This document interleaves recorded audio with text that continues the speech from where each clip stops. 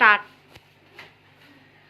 अस्सलाम वालेकुम। आप कैसे हैं? ठीक है, फिट फाट है। अल्लाह ताला आपको सेहत दे, ज़िंदगी दे। तो हमारे चैनल को आपने करना सब्सक्राइब, फॉलो करना।